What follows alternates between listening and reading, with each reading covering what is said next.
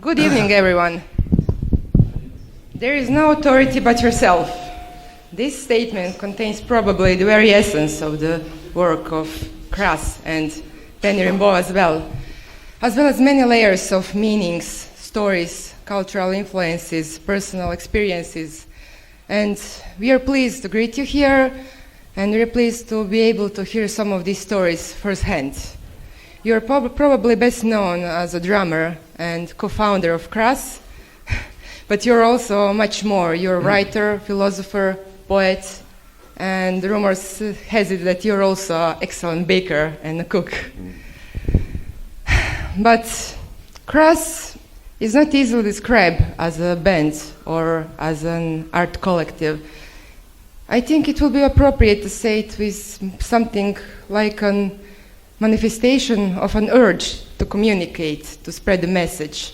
And that urge came from a specific context, and I would like us to understand better that context.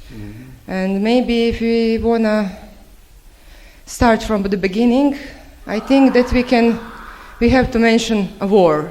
A war is a recurrent theme in your work, in Cras, and also today. And it was one of your first experiences and one of our formative moments in your childhood that has set you on a path as an artist. And Can you tell us something more about that? Well, I was born at the very end of the Second World War in West London, which was slightly out of the bombing area, but occasionally things overflew, so it was within the bombing area. So I spent much of my childhood under a table. There's a sort of some form of mild protection in case something did go off, but nothing did. Without a father, because my father was at war. And I suppose, I don't really remember, but I think I was probably pretty comfortable, tucked up under a table and then every so often taken out and fed and hanging on to mum's breast. It must have been very pleasant. When I was about 3, this guy turned up who I took immediate exception to as my father. I just didn't like the look of him, and I didn't know what he was doing in my life or our life. And he took mum away from me, so I resented that enormously. And I was only 3 or 4, but I sort of got the impression he'd come from somewhere, and that somewhere was called war. Beyond that, I didn't have much to go by. I sort of imagined war wasn't a terribly nice place to have been, because he seemed rather an unhappy, disturbed person. Not surprisingly, I learned later, but at the time, as a little kid, you don't understand things like that. You just think, why is this person not very nice?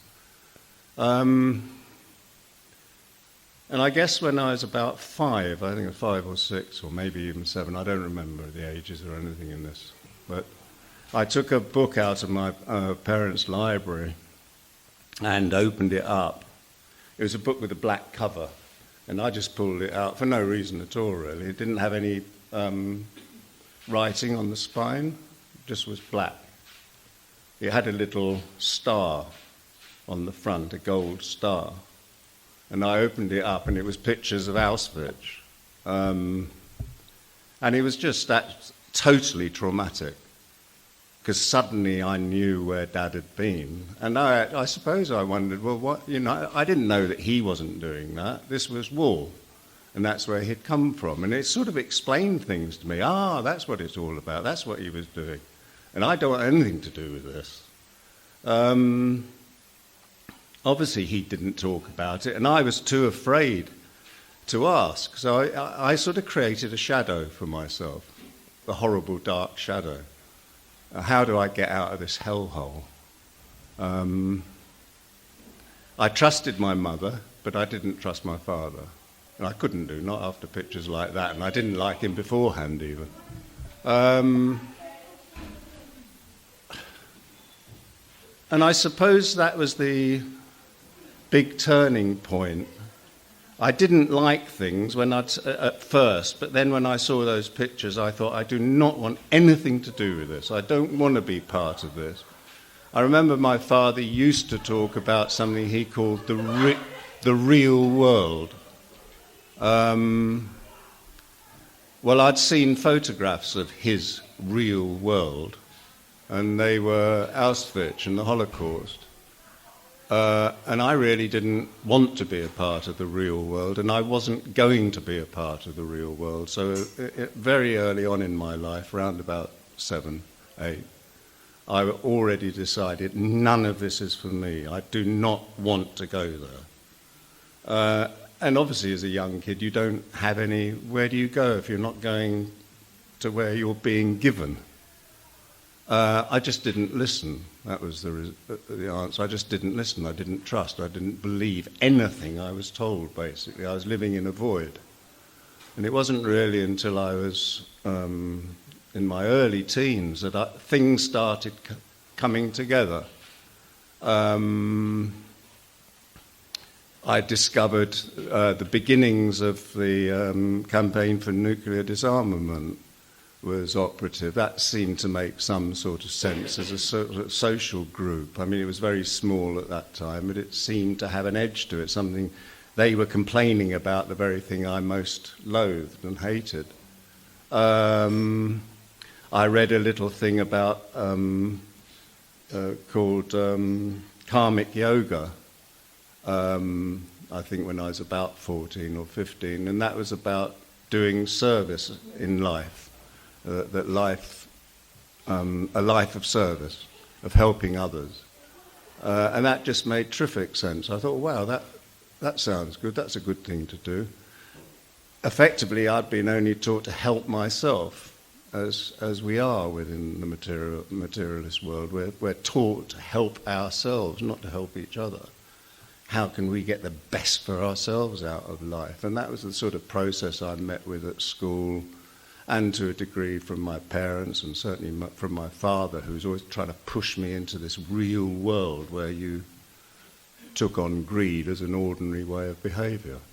So bit by bit, I started creating a picture. When I was about 14, I met an American artist when I was on holiday with my parents in Italy.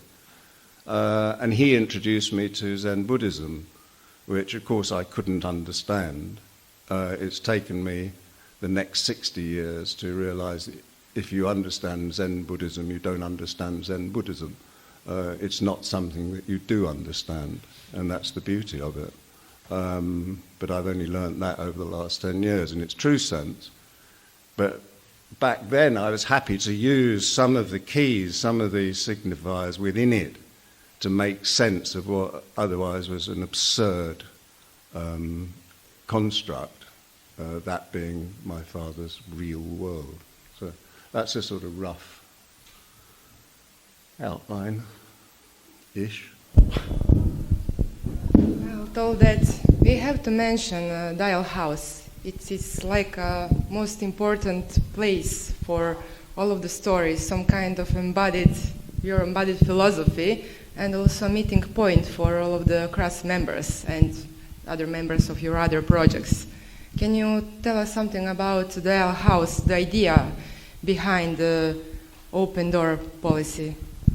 Well, I'll go back just a wee bit first. You know, having developed some of those ideas we just talked about, and then I ended up at art school and I studied art, painting, drawing. I got very involved in pop art. I left art school. I did portraiture for about a year, and then I got a job teaching art, and pleased Dad enormously. I mean, it sort of appeared to him I was probably, entering the real world at last, being part of a professional organisation. It took me about 4 or 5 years to realise it absolutely wasn't my cup of tea, and it absolutely was something that fitted very well into the construct of my father's real world. I didn't like the enforcement of ideas, the control of ideas. I didn't like the staff room politics. I didn't like the exploitation sexually and the abuse sexually that went on between staff and students, and all sorts of things which sort of confirmed that my father's real world was the real world that I imagined it was. It was just a place I did not want to be. But it was a short period of my life where I sort of got drawn slightly into it. So I eventually gave up there. I was actually nudged out, gave up, whichever way you want to look at it. I was living at Dial House then with two other professors from the art school. And I don't know why. Well, I'd seen a film called The Inn of the Sixth Happiness, and it was about, in China, they used to have inns, and people could stay the night and have a meal and somewhere to sleep for telling a story. And that seemed to me beautiful, the whole idea that we could just pay our way by telling stories. So I thought, well, I'd like to do something like that. How do you do it? So I basically went back home one day, said to the other two guys in the place, look, I don't want to live this way anymore. We used to have a cupboard each with our food in it and a list on the wall saying what you had to do that week or whatever, all this sort of organisation and structure. And I sort of said, I just want to take the locks off the doors and open them up and let anyone in, really. I mean, it was as simple as that. It wasn't really thought about. I just didn't want to be where I was. How could I not be where I was? Well, the first thing I just thought was, I'm just going to take the locks off the door and see what happens. And that's what I did do. Well, they didn't like that idea, so they disappeared. So I was on my own without any locks on the door. And I was on my own without any locks on the door for quite a little while, actually, because I didn't know what you were meant to do after that. I'd done what I thought you should do, take the locks off and wait to see what happens. 55 years later or 53 years later, I'm still doing just the same thing. I'm sitting on my own in the house waiting to see what happens. And lots and lots of things do happen. People come and go, some people come and live there, some people come and not live there. Some people come to be beautiful, some people come to be ugly. That's how it is. No judgment about that. It didn't take me long to realise that if you're trying to live an open door policy, you're actually living an open heart policy. That's the hard part of it. It's very easy to take the locks off the door. It's not so easy to take the locks off your heart, I learned. And it's been an extraordinary exercise in acceptance. A wonderful exercise. It's a privilege. Actually, having decided I didn't want to live judgmentally. I didn't want to create anything. There was no program there. It was just, here it is, do what you want, be what you want to be within it. Well, sometimes I didn't really like what people wanted to be in it. So I'd got something to learn. It wasn't a matter of me saying, look, I don't like how you're being. It was a matter of me looking at myself and saying, why don't I like how they're being? What's wrong with me? Where am I missing out here? And finding every time that it was, my prejudice that mattered, not their attitude. And that was a huge object lesson, really, in how to manage within the material world. Of self-responsibility, really, I guess. So that's the sort of rough outline there. Yeah, well, talking about open door policy, you had a band, or should I call it band, maybe more like an art project before Cress, and it was called Exit, yeah. And it was like kind of extension of an open door policy. What was it about it, and whole thing about the Fluxus period and ISIS Festival, 72? It's funny, really. I almost wanted to start this chat by saying, well, I really haven't got anything to say. And the truth of the matter is I haven't actually got anything to say. I live my life on request, if you like, as a sort of extension of karmic yoga, a life of service. I don't do things unless I'm asked to do them. What have I got to do? I haven't really got any interest in doing anything unless I'm asked to do it. That's why I'm here, because I was asked to be here. I wouldn't come otherwise. That's why I make bread, because I realise people want bread, or things like that. So I'm not acting out of any, what should I do with my life, or any ambition. I'm simply sort of like mirroring or doing the best I can, in the situation I'm in. If someone wants help or needs help, then I'll give help, and in whatever way I can. So there's no, when something like we had Exit, we had one or two bands at the house, but they happened. They were never by design. Well, it's certainly not by my design. I mean, Crass came about because a young lad turned up and said he wanted to form a band, and I'd got a drum kit, so I said, well, let's form a band then. So the two of us formed a band, and that was Crass. And other people turned up, and they wanted to be in the band. That was still Crass. There wasn't any design about it. It was just people happened to be passing and said, well, can I join in? Can I play, please? Yeah, why not? I mean, no one ever had a no. And Exit actually was even freer than that. I mean, there was times when we were out on the road with anything up to about 50 people turning up, and we didn't know what they were going to do. A lot of them didn't know what they were going to do either. They just turned up and we did whatever we did, and then we went home again.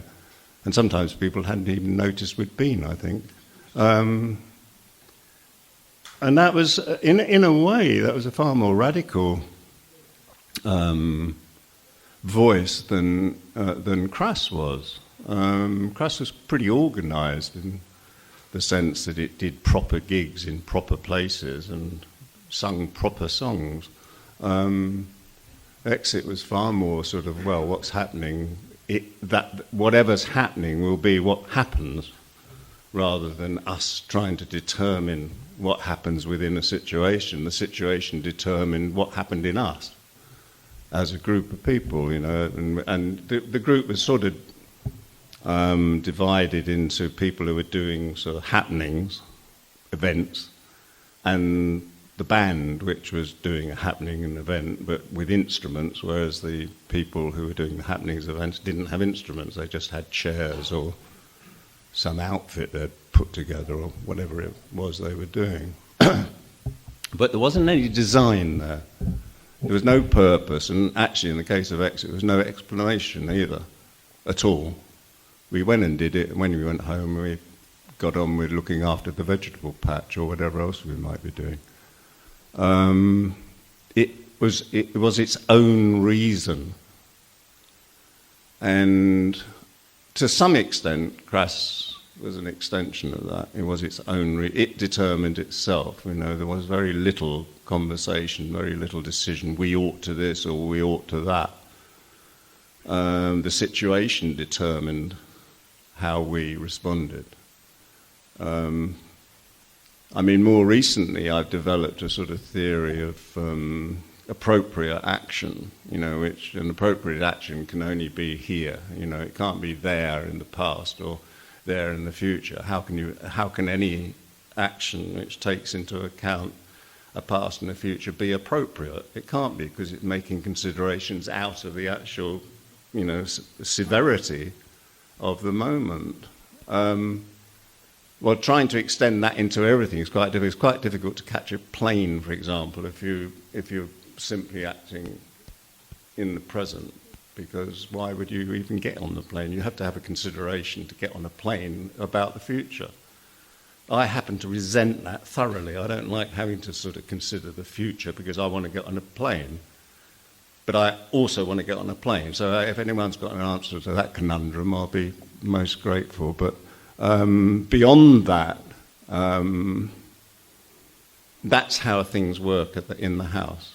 They work because it's happening, not because we're making it happening. And from whatever's happening, that's what flowers or grows within the situation. So it's not by design. And it probably isn't the answer that I was... Yeah.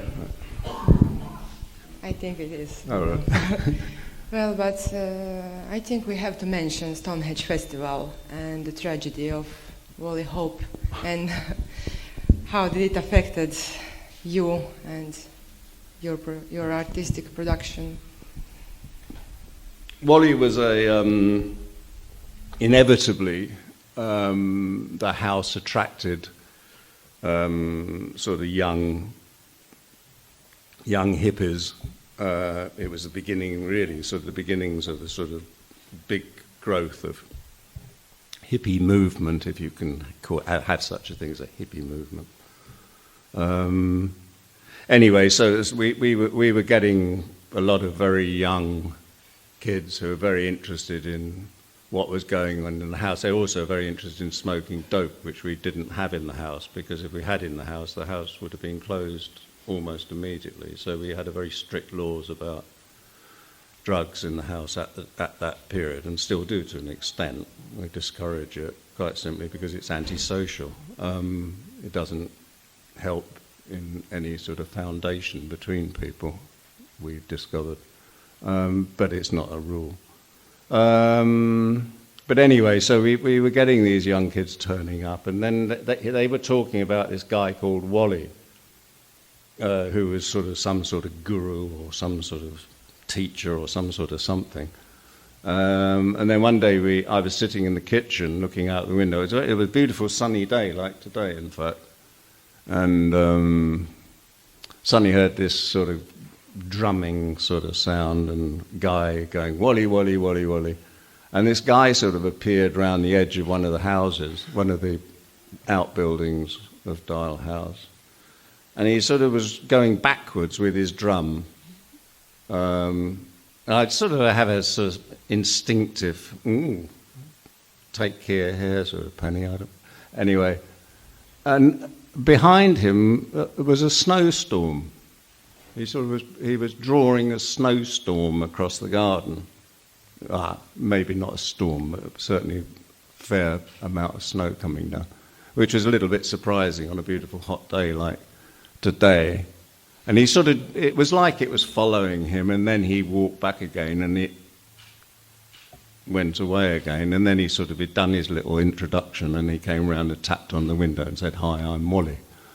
And that was the beginning of my relationship with a guy called Phil Russell, who was better known in sort of hippie circles as Wally Hope.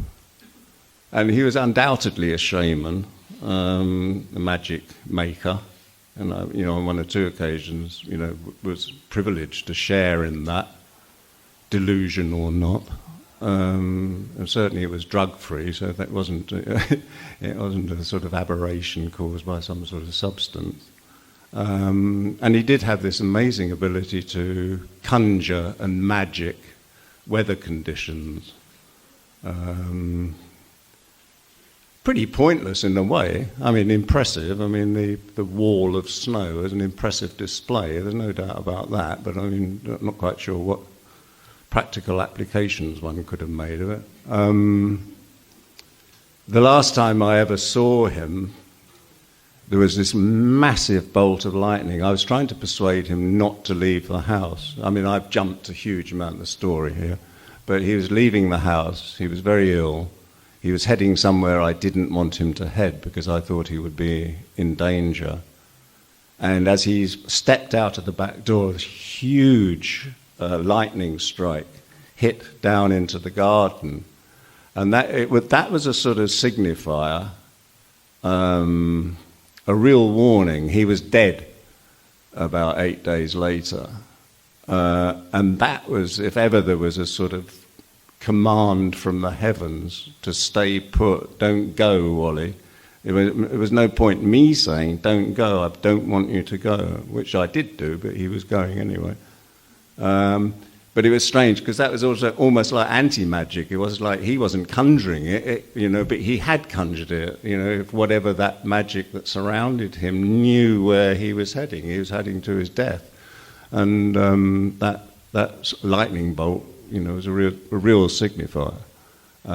Anyway, so where are we here on this? Stonehenge Festival. Yeah, it's a terrifically long story. I mean, I was in Brazil a few years back, and I started on the Wally story. 3 hours later, I was sort of struggling to get to the end. I'm trying to work out a way of telling it very briefly. He had a mad idea. He wanted to squat Stonehenge, which is one of the sort of early historic monuments in Britain, in the centre of England.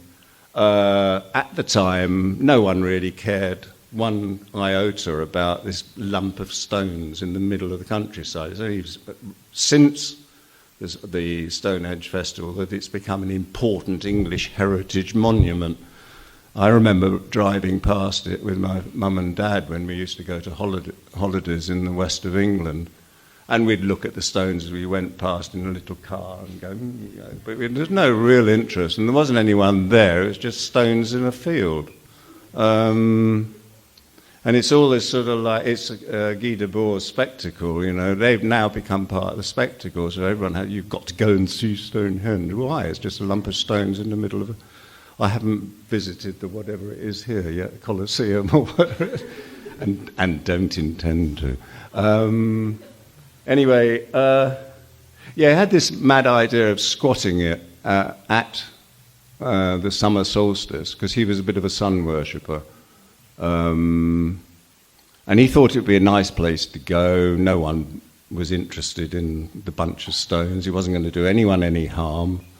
There had been a certain amount of conflict in another festival called the Windsor Free Festival, because the hippies who organised that were quite politically attached. And obviously if you try and do a free music festival in basically the backyard of the royal palace, then you're going to be in for it. But I think that was the deliberate political move. It was, let's get hundreds and thousands of people to squat the Queen's garden and see what happens. And what happened was some exceedingly ugly police intervention after about 2 or 3 years of it. But Wally wanted to avoid that. He wanted to go out and have fun in the countryside, and so initially, I sort of tried to discourage him because I didn't want to be involved. But in the end, I said, "Okay, what do we got to do?" So we started printing posters and getting out news, and it was all crazy. I mean, he wanted the Dalai Lama to come. He invited the Queen, despite maybe she could have a rest from all the hippies in her garden. But and it was crazy, but fun. I don't know whether we invited angels from above, probably. Oh, we certainly invited the British Airways air hostesses. Wally had a little bit of he liked a girl in a uniform. Sort of the hidden truth of hippiedom. So, anyway, the net result of that was on Stonehenge Festival, number 1 was probably about never much more than 50 very, very stoned hippies who weren't very good at sort of home management. So we were running bread runs from Dial House to sort of see that they at least got some food rather than just smoking themselves into infinities. And that lasted for a while.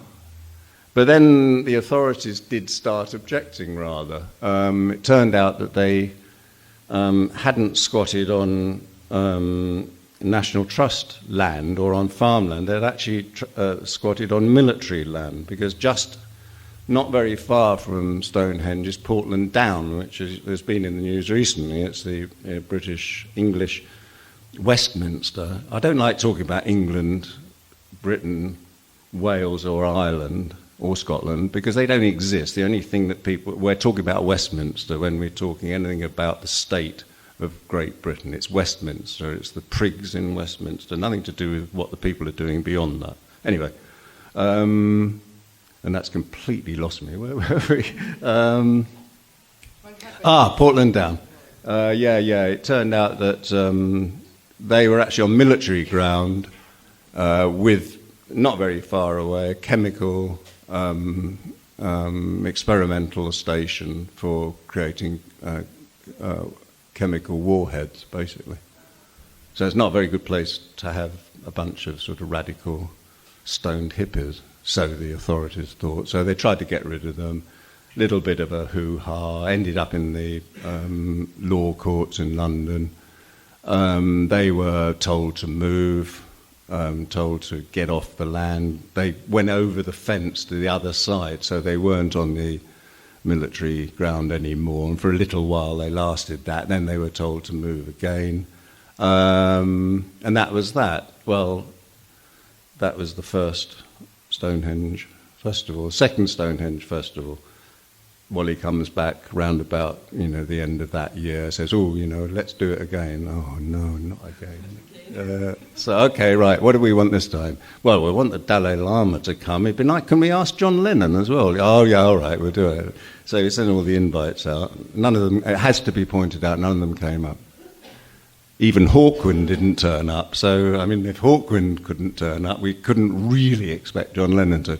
Anyway, so we set about that. Wally would go off in his. He used to live in a tepi when he was out in the countryside, and he had a rainbow-coloured van with a tepi on top of it. And he used to go up to London every weekend and hand out leaflets about the oncoming festival round about Portobello Road, which is a sort of hip. At that time, was a very hip area in London. Where all the sort of hipsters and the hippies and the dope smokers hung out. And he would have been noticed. There's no question he'd have been noticed. He'd made one or two rather silly mistakes what turned out to be silly mistakes. On the little poster we were handing out, he mentioned a thing called the Tartan Army.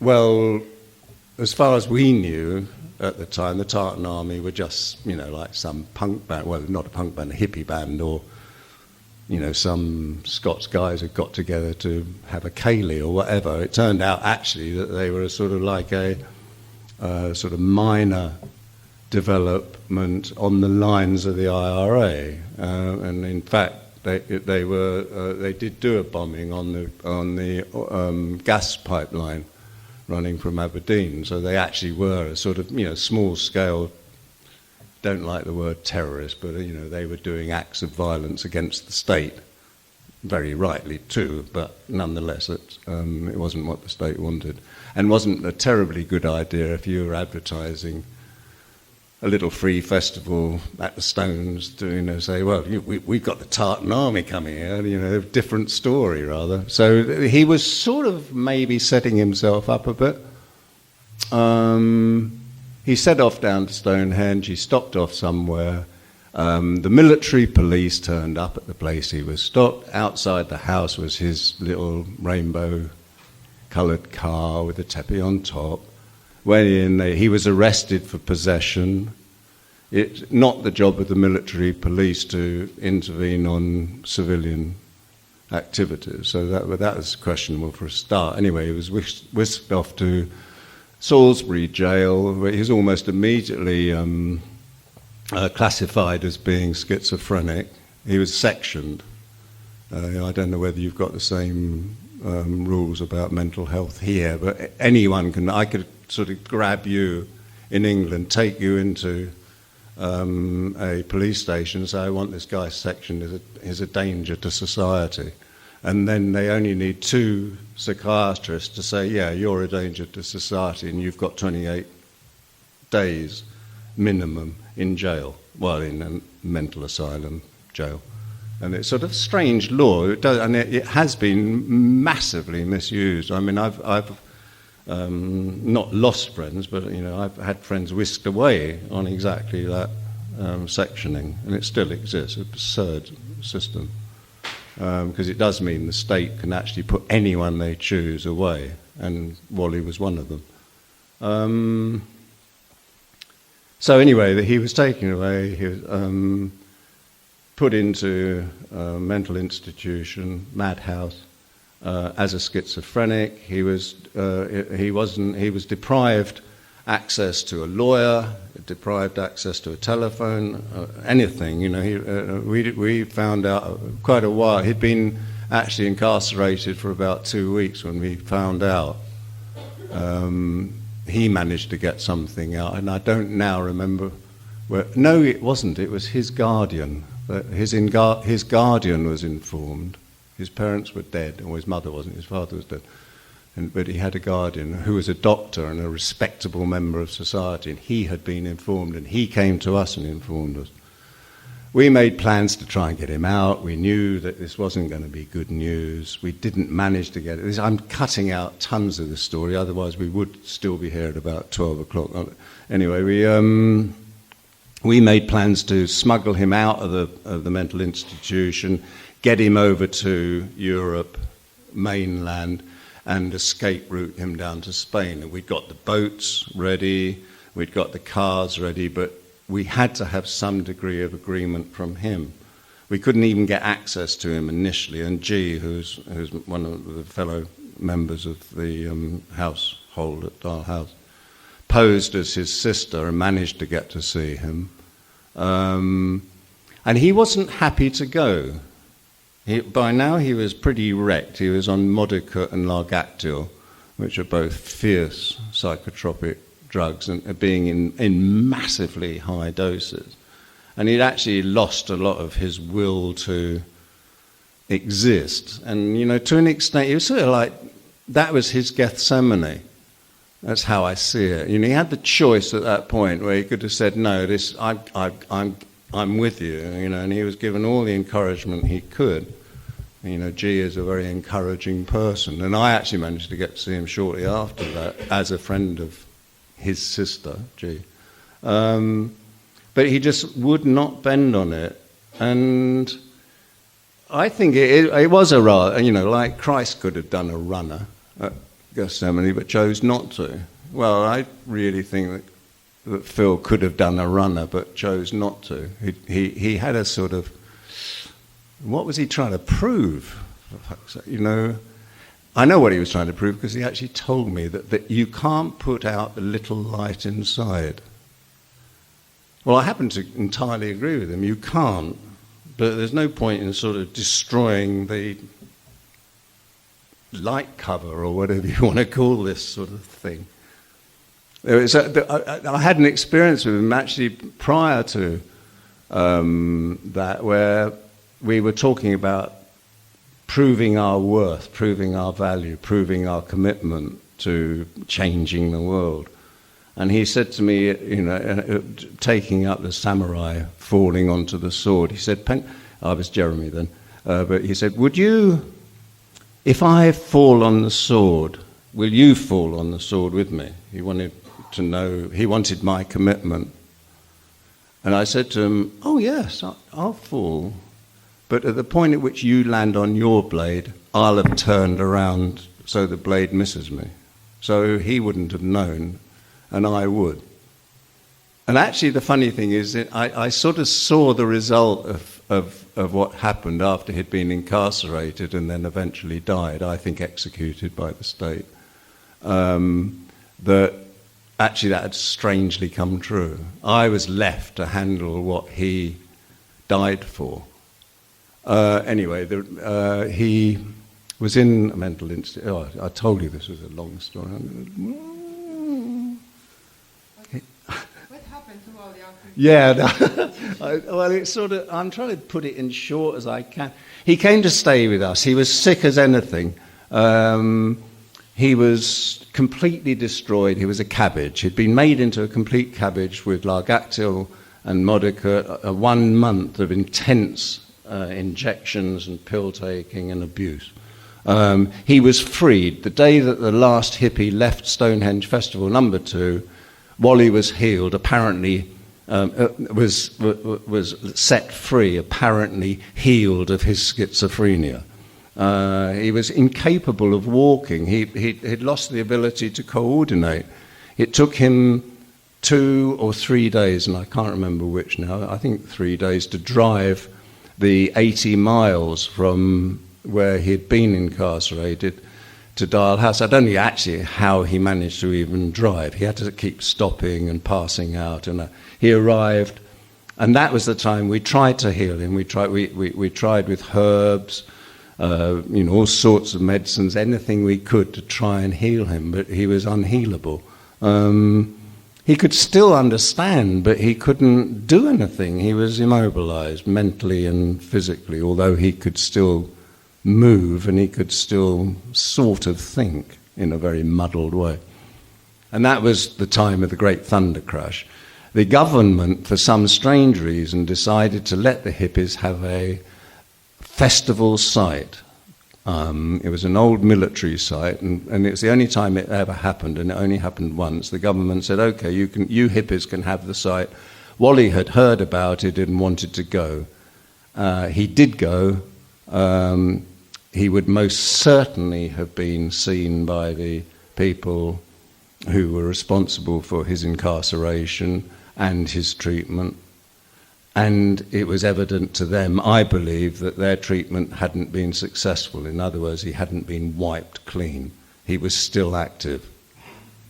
And he left the festival after 2 days, and he went back to his guardian, and that night he died. I spent the next year and a half investigating his death, and I came up with absolute conclusive proof that he had been needled to death. And that started from, I managed by some, I don't know how, but I managed to see the first coroner's report. And there was a needle mark in the back of his leg. And that needle mark disappeared from the files. After 2 weeks later, when I wanted to look at those same files, they no longer existed. And the files that did exist had absolutely no commentary about a needle mark. So who was lying and who wasn't? It was ridiculous. So I really spent the next year and a half trying to investigate the potential, the reality and truth of the needle mark and what it was. And there's no question in my mind that that's how he was put out of action, because he had to be put out of action because they'd failed in their attempts through the use of drugs to incapacitate him completely. So that's the story. I'm sorry it was a bit tedious, and sorry it was a bit long, but I couldn't have made it shorter, and I couldn't have made it less tedious. But no, please don't apologize for that. But what I wanted to say is that Wally's death affected you profoundly, and it practically led you into one really bleak period. But in that period, you started to writing your pamphlet, Reality Asylum, if I'm right. Yeah. And it has to do with the cross logo and. Well, when after Wally had died and I'd done this investigation, I wrote a book called Homage to Catatonia, which was a sort of like a fictionalization, but all the facts were there. And I worked on that for about a year and a half, and it was pretty dark, and I was investigating all sorts of stuff, and I was uncovering all sorts of mafiosa stuff in the process. If drugs are part of the story, at some point you're going to come up against the mafia, and I did, pretty quickly actually, and also came up against threats from them as a result. You keep your mouth shut, this isn't your story sort of stuff, which I was also by then getting from the police, because they were involved as well. And I was uncovering a ludicrous thing. At one point I uncovered a sort of an alliance between the police force of the area that I was in and the mafia in another area. They wouldn't have been so obvious as to be working together in one area. And that's not the sort of thing you need to know. Because if you do know it, you're not going to be around too long. I was getting very uncomfortable, actually, and there was all sorts of stuff happening all the time. And the deeper I went into it, the filthier and more, frightening, actually, it became. And one of the results was people started leaving. At the time of the second Stonehenge Festival, I think there was probably about 4 or 5 people living at Dial House, and one by one they were leaving because it was it wasn't a very pleasant place to be. I mean, I was like a dark storm. I was obsessed. I was going to get to the bottom of it, and nothing was going to get in my way. And sadly, no one was, wanted to be around that. I'm not surprised. It was horrible. And the people who were turning up weren't very nice. There was there was another in the investigation of the death of my friend Wally. Another Wally, a guy called Wally Moonlight, was found in the forest not far from where I live, tied to a tree with a joint in his hand. And they knocked that one through a suicide, as they had. I didn't talk about that, the making Wally's death into a suicide in the coroner's court. Oh, I told you it was tedious. And then Wally, I found another guy who'd had a similar sort of disappearance act done on him. I think in this case by the mafia, not by the police or the authorities. And then I started investigating that. And then his mother actually turned up with the direct intention of doing me in. Because I'd said to her, I think I'm onto something. And when I found out what I was onto, I just didn't know what to do. What was I going to do? Go back to them and say, look, this was tied up with the Brighton Mafia and the Essex Police. This sort of thing. I knew this. How do you go and tell a parent of a child, well, look, your son actually was sort of somewhere involved in all... You can't do it. I didn't know what to do. So I was trying to find a story, and I wasn't quick enough with it. And she turned up to kill me, but I mean, it was all diverted. But it got to be crazy like that. It was like being in Alice in Wonderland, upside down on acid or something. Really unpleasant time. So people pissed off. I took to drink a bit. I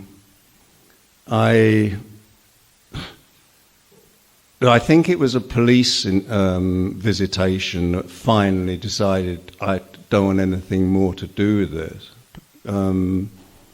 Police turned up and said, oh, you're a writer, aren't you? Well, I wasn't a writer, actually, and there's no reason I should have thought I was, except they were saying, we know what you're doing and you better watch it. And I think I got really frightened. I was on my own by then, so I took all of the information. I had a room full of books, information about mental illness, schizophrenia, drugs, the lot, everything, which had been my documentation for writing The Homage to Catatonia.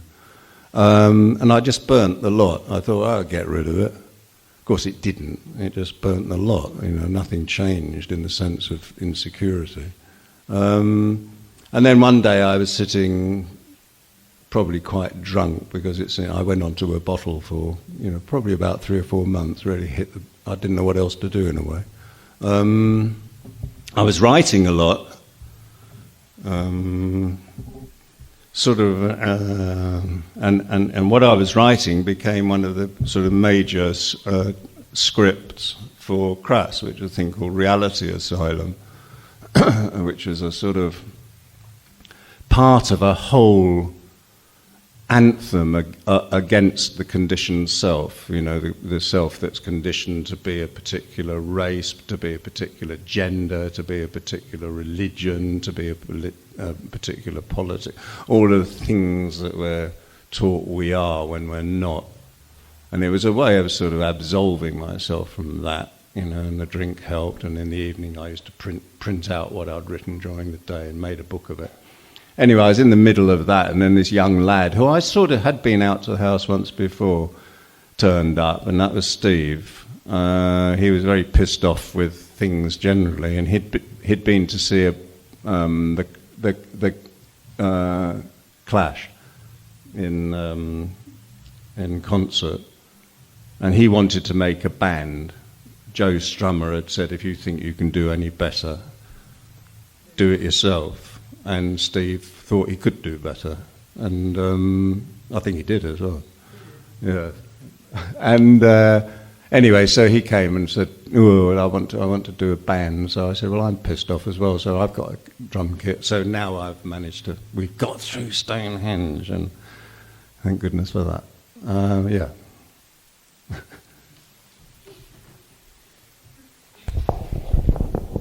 So at the beginning, Crass was you and Steve. Yeah. And how did you get to the other members? How does it happen with the first gigs and everything? Oh, really if I said by accident, then that would be closer than if I said by design. Yeah. I mean, we didn't have any ambition. We weren't interested in the least bit in sort of going out and doing anything. We were just interested in doing something, and it didn't matter where we did it as long as we did it. And actually, as it was easier to do it in the old rehearsal room, the music room we have at the house, that's where we did it. And as I said earlier, people passed by and joined in, and we became a sort of band. But we still hadn't got any ambition particularly. We'd done a little recording of us mucking around, and a guy who used to do window displays, advertising for music shops, was one of our friends, came by and said, "Oh, can I take that tape? I really like it."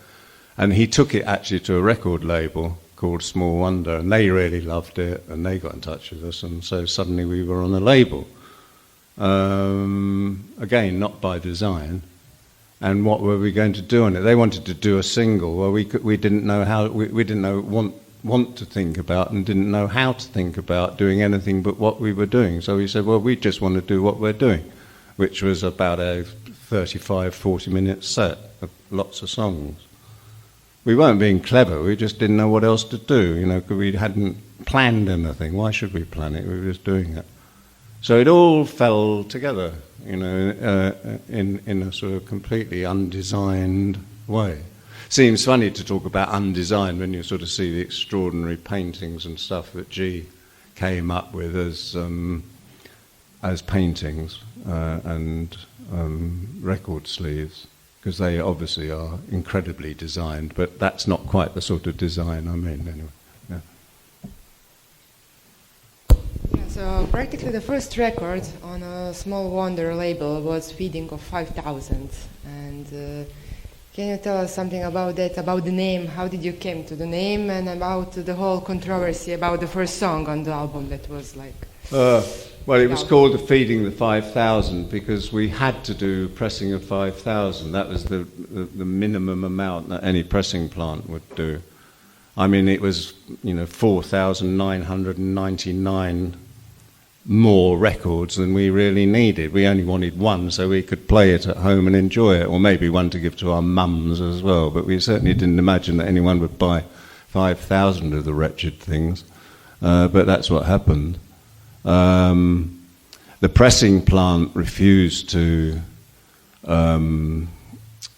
press the record if it had track 1 on it, and track 1 was a small part of the Reality Asylum thing that I'd been writing when Steve turned up, which was this rant about religion and the state, the family. It was an attack on all known institutions, including the self.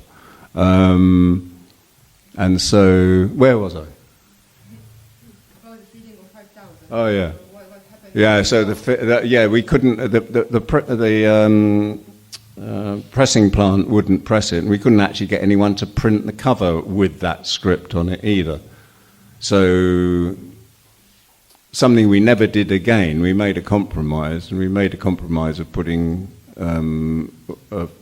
4 minutes of silence at the beginning of the first pressing, and of putting an explanation on the printed matter, at the same time offering anyone who wanted to hear what should have been a free cassette if they sent us a stamped addressed envelope. And we not realising for about the next 6 months we were going to be sitting upstairs with our little cassette player copying hundreds and hundreds of the wretched things. But anyway, we did it, and we did it faithfully. But then we did find someone who was happy to press the full album and print the full cover, as long as they weren't named.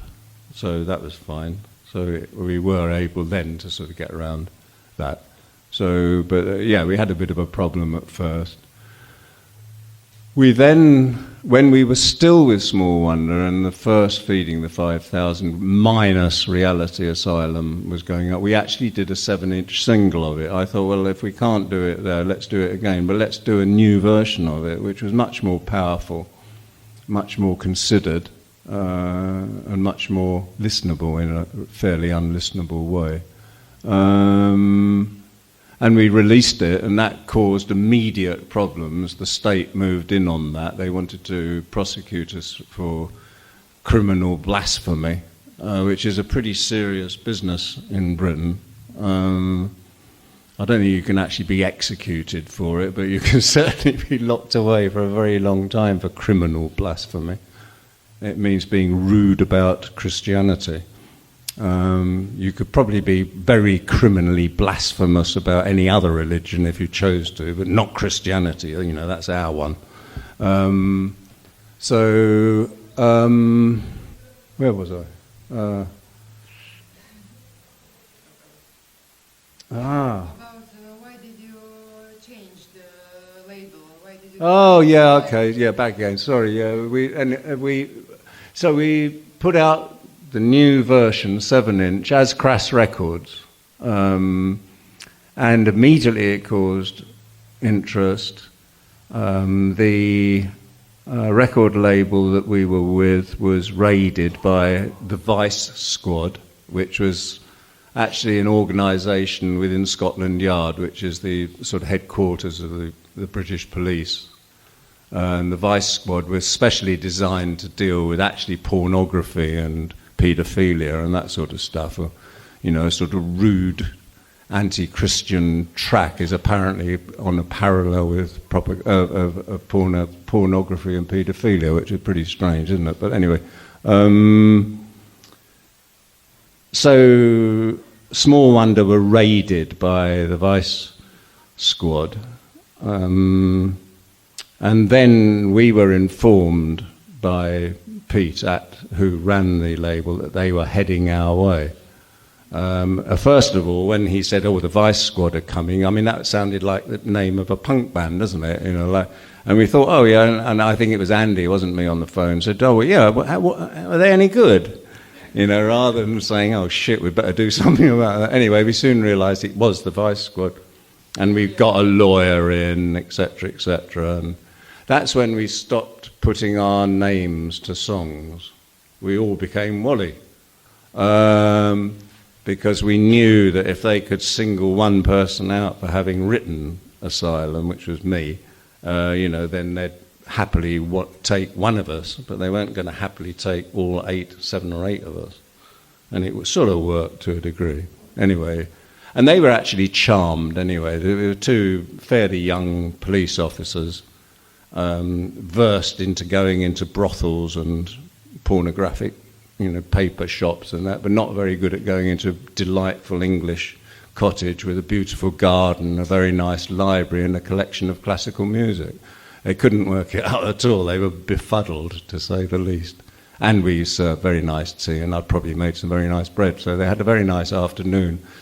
And they did leave sort of saying, "Well, we're not really sure about this." They didn't understand it, but the state persisted, and for about 6 months we were under threat, and then they did actually drop the case against us with the warning that we shouldn't do it again, which arrived at about the same time as we got a warning from the New York Mafia, and that was really important, that we shouldn't not even do it again. We shouldn't turn up and even try to do it over there, or we might meet with a very sorry end. So it was sort of coming, it was beginning already to come from both sides. And I have to say, I found the Mafia one a little bit more threatening than I did the English state. The English state tend to half behave themselves, even if they had killed Wally. But I really didn't want to take on the Mafia. It was not a good idea. Anyway, so the shit was beginning to spray through the fan. That's what it sort of boiled down to, and didn't stop for the next 7 or 8 years. And so you decided to change the label. Why exactly? Because Small Waters had problems because of the song and... Well, Pete, who was a very lovely guy who ran small wonder. He had he liked his dope, and we liked him. And the one thing he didn't, in those days, you know, having even little bits of dope was not a good idea. I mean, it was quite severe penalties. It's all relaxed a bit now, not entirely, but it is relaxed. And it just seemed very unfair that he should be getting stick and possibly, losing his setup through through what we were doing. So that's why we withdrew from there and said, okay, we'll create our own label, and that's what we did. Probably in that period, after the success of Feeding of 5,000, there were a Rojc incident. In a Rojc club that's probably a lot changed the path of a band. What happened there?